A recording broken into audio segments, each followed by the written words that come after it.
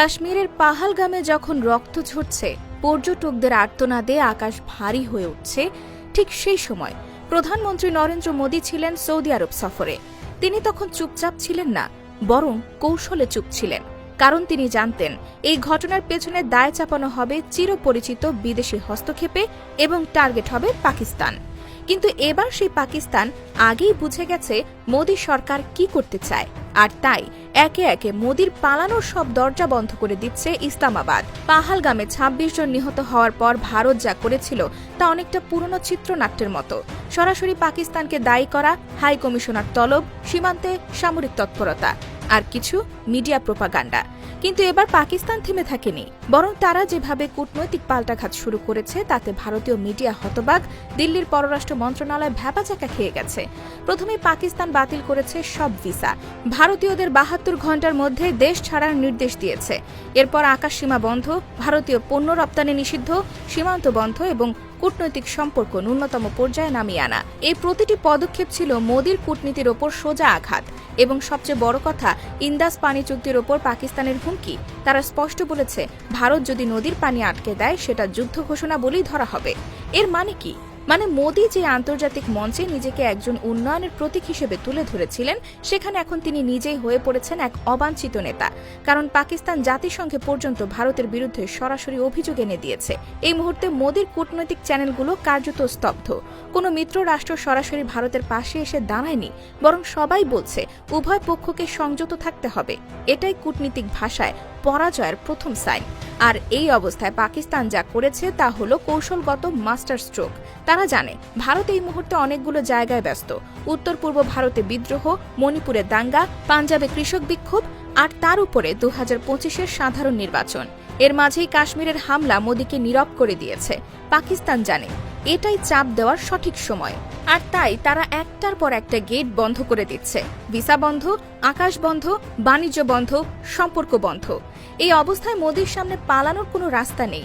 তিনি এখন যেটা করতে পারেন তা হলো মুখ রক্ষা করা। কিন্তু সেটা কি হবে? প্রশ্নটা এখন সেটাই।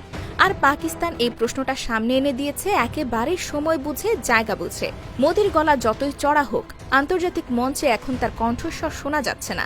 কারণ তারা মোদীকে একেবারে ডিপ্লোম্যাটিক ব্ল্যাকআউট করে দিয়েছে। হামলার পরে মোদী আশা করেছিলেন যুক্তরাষ্ট্র, ফ্রান্স, জার্মানি, এমনকি জাপান, এই মিত্ররা একে একে তার পাশে দাঁড়াবে। কিন্তু বাস্তবতা হলো কেউই সরাসরি পাকিস্তানকে দোষারোপ করেনি। সবাই বলেছে সংযত থাকুন, তদন্ত হোক। অথচ ভারত ঠিক একদিন আগেই পাকিস্তানকে সন্ত্রাসের উৎস বলেছিল।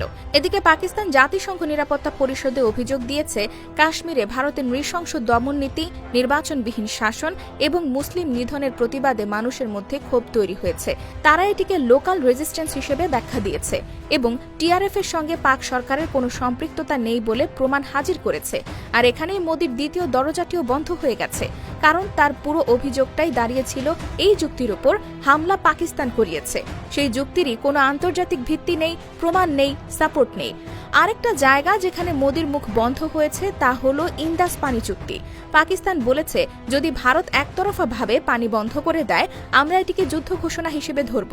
এটা দূতাবাসের মাধ্যমে অফিসিয়াল কূটনৈতিক বার্তা হিসেবে পৌঁছে দেওয়া হয়েছে ভারতের কাছে। পাকিস্তান এই চুক্তির প্রতিটি ধারা জাতিসংঘ ও ওআইসির কাছে পাঠিয়ে বলেছে, ভারত যদি যুদ্ধ চায় আমরা প্রস্তুত। এই বার্তার পরে দিল্লির পররাষ্ট্র মন্ত্রণালয় একদিনও মুখ খোলেনি।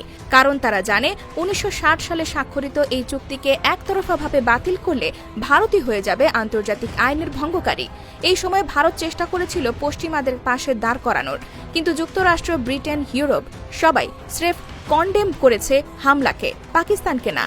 কারণ তাদের কাছে এখন দক্ষিণ এশিয়ার মডারেট ফ্রেম হিসেবে ইউনূসের বাংলাদেশ, রাজনৈতিক ভারসাম্যের কৌশল হিসেবে পাকিস্তান, আর একমাত্র ধর্মীয় জাতীয়তাবাদী শাসক হিসেবে দাঁড়িয়ে আছে মোদী, যার চারপাশে সেন্সরশিপ, দাঙ্গা, বিদ্বেষ আর গণমাধ্যমের তামাশা।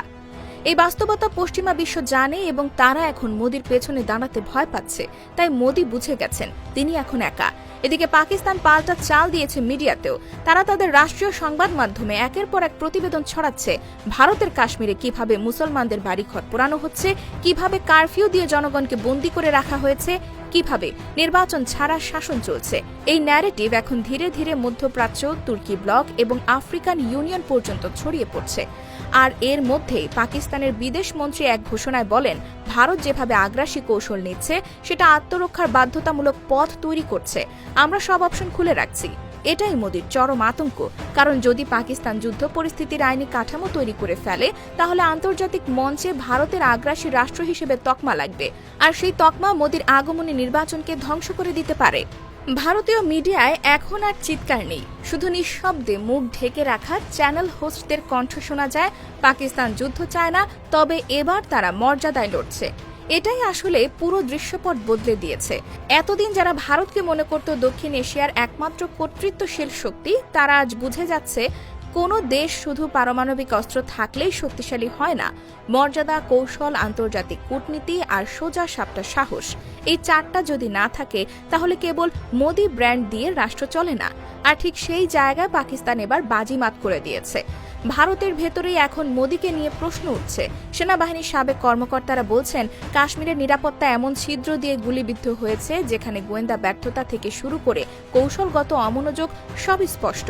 কেন্দ্রীয় সরকারের উচ্চ পর্যায়ে চলছে দোষারোপ, এক একজন এক এক দিক থেকে চাপ খাচ্ছেন, কারণ পুরো দেশ জুড়ে একটা প্রশ্ন ঘুরছে, এত বড় সন্ত্রাসী হামলা যদি একজন প্রধানমন্ত্রী বিদেশ সফরে থাকাকালীন হয় আর তার প্রস্তুতি আগে থেকেই ছিল, তাহলে গোয়েন্দা বাহিনীর দায়িত্ব কোথায় এবং মোদির কড়া প্রতিক্রিয়া কেন নেই?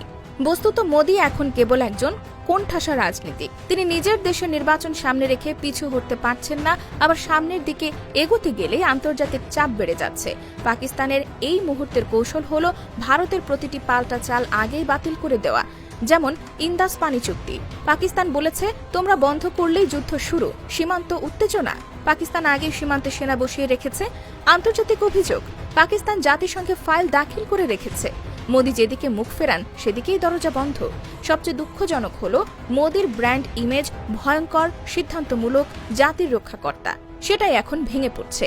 কাশ্মীরের রাস্তায় রক্ত, মিডিয়ায় ভুয়া আত্মবিশ্বাস আর দিল্লিতে টানাপোড়েন, এই দিনের সংমিশ্রণে মানুষ বুঝে ফেলেছে মোদি আর আগের মতো অপ্রতিরোধ্য নন। পাকিস্তান এই মুহূর্তে শুধু ভারতকে রাজনৈতিকভাবে না, মনস্তাত্ত্বিকভাবেও কোণঠাসা করেছে। তাদের কৌশলটা সরল কিন্তু কার্যকর। মোদির প্রতিটি স্কেপ রুট একে একে বন্ধ করে দাও।